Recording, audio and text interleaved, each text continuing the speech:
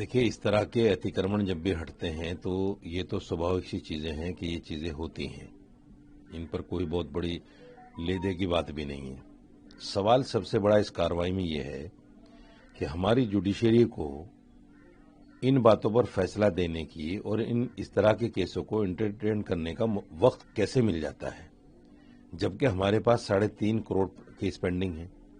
कुछ ऐसे केसेस भी अदालतों में लगे हुए हैं जो बेचारे मुलजिम भी नहीं हैं, लेकिन उनको पकड़ लिया गया, वो जेल में हैं। वो हर तारीख पे ये इंतजार देखते हैं कि साहब फैसला सुनाएंगे और हम छूट जाएंगे, लेकिन साहब फैसला नहीं देते और वो 5-5 साल 10-10 साल जेल में रहते हैं। एक बच्चा 36 साल के बाद छूटा।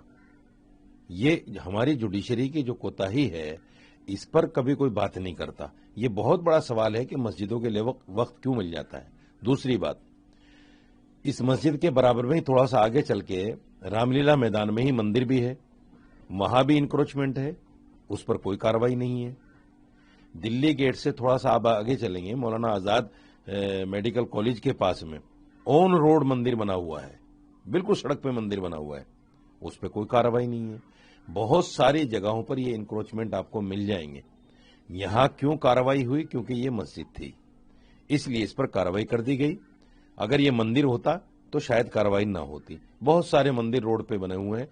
अभी बीजेपी ऑफिस के सामने जो पार्क है, आप जाकर देखिए, पार्क के बीच में मंदिर बना हुआ है, सरकारी जगह पर, और वहां बराबर में इंक्रोचमेंट भी है मंदिर के पास में, लेकिन कोई कार्रवाई नहीं, क्योंकि वो मंदिर है, सनातनियों का है और ये मस्जिद थी, मुसलमानों की थी।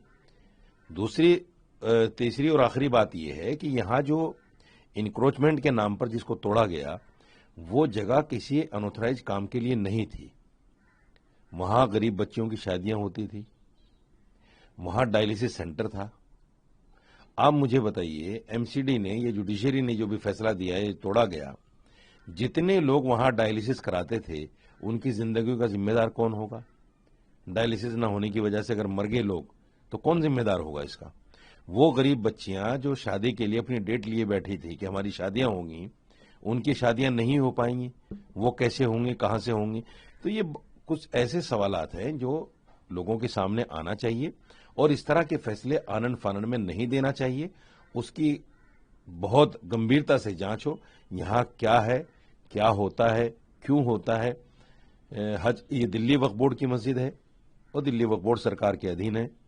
यहां से हज कमेटी की कार्रवाइयां भी होती थी। जो लोग हज पे जाते थे हज सीजन में, यहां बाकायदा टेंट लगते थे और लोगों को बताया जाता था हज कैसे होता है।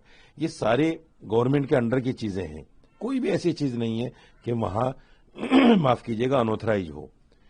लेकिन इन सबके बीच दिल्ली पुलिस ने मामला दर्ज किया है अननोन स्टोन पेल्टिंग को लेकर, जो तुर्कमान गेट पे हुआ है, और पुलिस पर जो हमला हुआ है, 10 लोगों को डिटेन भी किया गया है।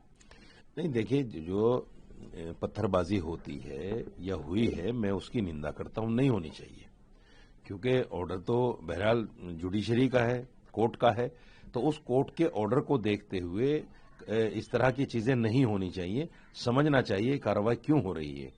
लेकिन जो मैंने सवाल उठाए हैं वो भी तथ्यात्मक हैं, उस पर भी जुडिशरी को भी सोचना चाहिए और पुलिस को भी सोचना चाहिए कि ये कार्रवाई सिर्फ मुसलमान देखकर या मस्जिद देखकर क्यों की जाती है।